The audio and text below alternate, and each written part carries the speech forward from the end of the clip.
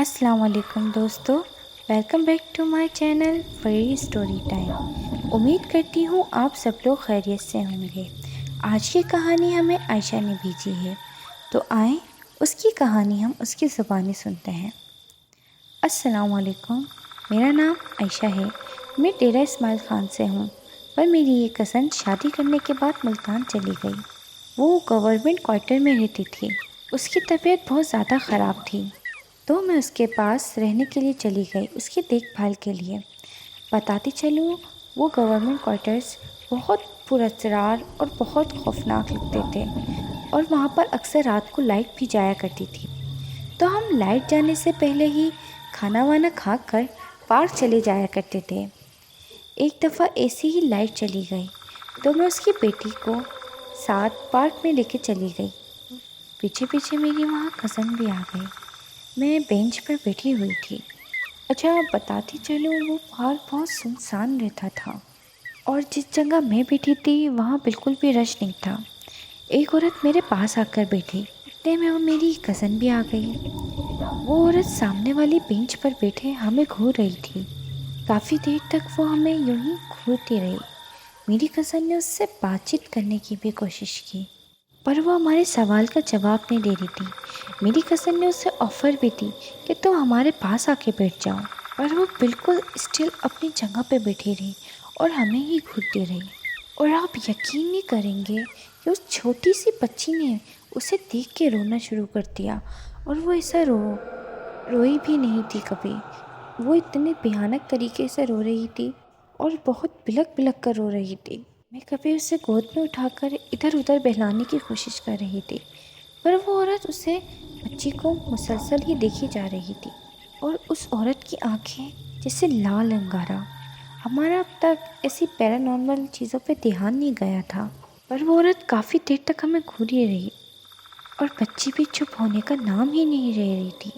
پھر کچھ دیر بعد وہ عورت اٹھتی ہے، اور پارک کے کونے پہ ایک بہت موٹا سا درخت تھا، اور وہاں جاتی ہے، اور پتہ نہیں کہاں غائب ہو جاتی ہے۔ اور میری کزن جو سکتے کے حالت میں تھی اور ادھر ہی دیکھ رہی تھی، میں نے چپ کر کے اسے ہلایا، تو میری کزن اچانک سے پینک ہو گئی اور مجھے چیخ کے بولی، گھر چلو، جلدی گھر چلو۔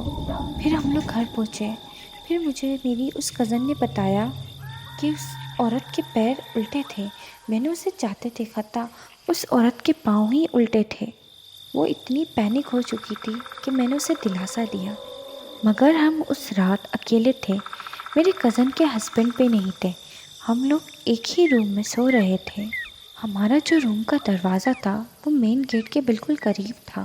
رات کو جب ہم سو رہے تھے تو مجھے باہر سے ایسی آوازیں آ رہی تھی جیسے باہر کسی کی میت ہو گئی ہو۔ اتنے رونے دھونے کی آوازیں، جیسے بہت زیادہ لوگ رو رہے ہوں۔ تو پھر میں نے اپنی کزن کو اٹھایا اور بولا، دیکھو یہ آوازیں آ رہی ہیں، پر اس نے مجھ سے کہا، نہیں مجھے تو کوئی آوازیں نہیں آ رہی۔ پر میں نے اپنی کزن سے کہا کہ مجھے بہت زیادہ عورتوں کی رونے کی آوازیں آ رہی ہیں۔ تو میری کزن نے بولا کہ ایسا کچھ بھی نہیں ہے، تم سو جاؤ اور آیت الکرسی پڑھ لو، تمہارے دماغ میں ابھی بھی پارک والا وہم ہے، تبھی تمہیں ایسے وسوسے آ رہے ہیں۔ پر آپ لوگ یقین کریں کہ وہ آوازیں مجھے مسلسل آ رہی تھی، جیسے باہر کوئی بہت زیادہ عورتیں رو رہی ہوں، جیسے میت ہو گئی ہو۔ بہرحال میں نے اپنی کزن کو بہت جھنجھوڑ کے بولا، تو میری کزن کو میری بات پہ کچھ یقین آیا، تو اس نے میری بات کو یقین کر کے تھوڑا سا دروازہ کھولا۔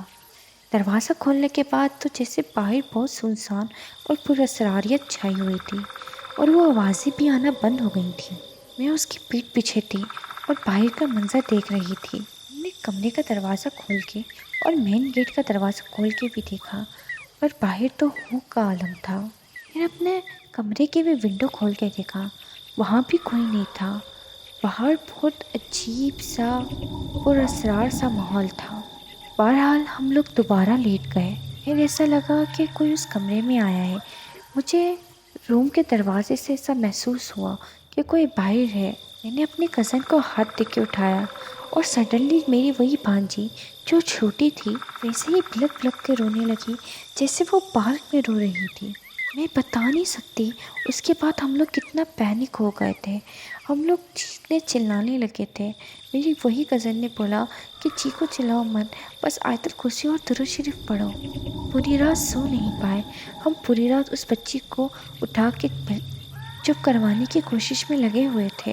ہمیں بار بار ایسا محسوس ہو رہا تھا کہ کوئی ہمارے صحن میں کھڑا ہوا ہے، کوئی ہمارے دروازے کے پاس ہے، کوئی ہمارے گھر میں گھوم رہا ہے۔ یہ واقعہ میری زندگی کا بہت خوفناک واقعہ تھا، تو میں نے سوچا کہ یہ واقعہ میں آپ سے شیئر کروں۔